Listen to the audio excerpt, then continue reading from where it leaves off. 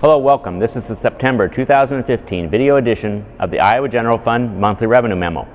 I'm Jeff Robinson, Senior Fiscal Analyst for the Iowa Legislative Services Agency, the nonpartisan support agency of the Iowa Legislature.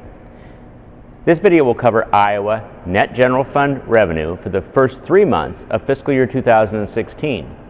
I will also review the final general fund net revenue numbers for fiscal year 2015.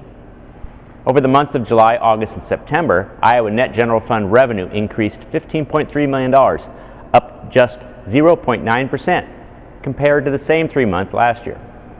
The low rate of growth was the result of a poor September, with all major tax categories posting declines when compared to the previous September. For the month, individual income tax revenue decreased 2.9%, sales and use tax 5.7%, and corporate income tax 13.4%. Iowa's fiscal year runs from July 1 through June 30, and that period represents what we can refer to as the cash fiscal year. However, proper accounting dictates that revenue that is deposited and refund checks that are issued after June 30, but are the result of economic activity and occurred on or before June 30, must be credited to the previous fiscal year. The process of accruing accounting transactions back to the previous fiscal year ends September 30, and it's only after that date we get the final net revenue picture for fiscal year 2015.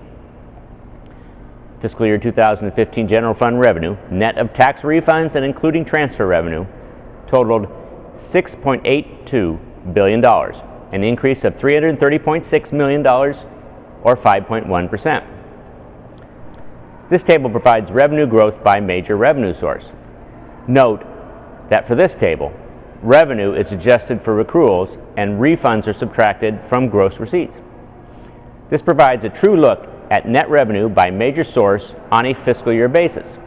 For the fiscal year, individual and corporate tax increased significantly, combining for $331 million in net revenue growth. Franchise tax, the corporate income tax paid by banks, is included in the table as part of the other taxes line, and franchise tax expanded $6.7 million and 22.6% in fiscal year 2015. Transfer revenue decreased $61 million, a result of the reduction in the transfer from the Taxpayer Trust Fund.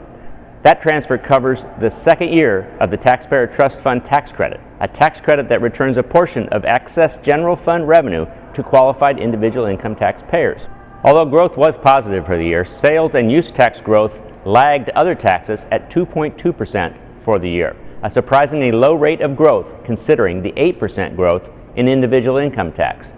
The March Revenue Estimating Conference, or REC, revenue projections for the year was $6.77 billion, and the accrual accounting of fiscal year 2015 final total net revenue is $6.82 billion.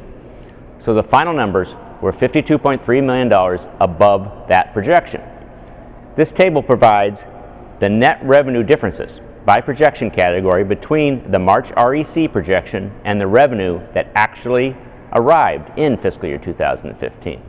In summary, general fund revenue posted a very poor September, and growth for the first 3 months of fiscal year 2016 now stands at a disappointing 0.9%.